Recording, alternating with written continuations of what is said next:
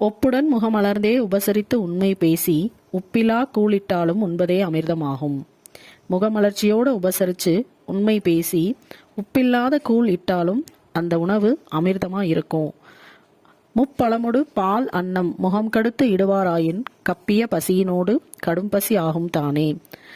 ஒருவருக்கு முப்பழமோடு பால் அன்னம் கொடுத்து முகம் சுளித்து உணவு பரிமாறணும் அப்படின்னா, அதாவது கப்பிய பசியினோடு கடும் பசி ஆகும் தானே, அது அமிர்தமாவே இருந்தாலும் அந்த உணவு அவங்களால எடுத்துக்க முடியாது. விவேக சிந்தாமணி. காசி நகரத்தின் பெருமைகளை கூறுகிற நூல் காசி காண்டம். இது ஒரு முக்கியமான ஒன்மார்க்கு. இந்த நூல் துறவு, இல்லறம், பெண்களுக்குரிய பண்புகள், வாழ்வியல் நெறிகள், மறுவாழ்வில் அடையும் நன்மைகள் ஆகியவற்றை பாடுவதாக அமைந்துள்ளது.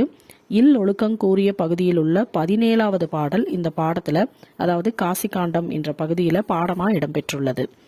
முத்துக்குளிக்கும் கொற்கையின் அரசர் அதிவீரராம பாண்டியர். தமிழ் புலவராகவும் திகழ்ந்த இவர் இயற்றிய நூலே காசி காண்டம். இவருடைய மற்றொரு நூலான வெற்றி வேர்க்கை என்று அழைக்கப்படும் நருந்தொகை சிறந்த அறக்கருத்துக்களை எடுத்துரைக்கிறது. சீவலமாறன் என்ற பட்டப்பெயரும் இவருக்கு உண்டு. நைடதம், லிங்க புராணம், வாயு சம்ஹிதை, திருக்கருவை அந்தாதி, கூர்ம புராணம் ஆகியனவும் இவர் இயற்றிய முக்கியமான நூல்கள்.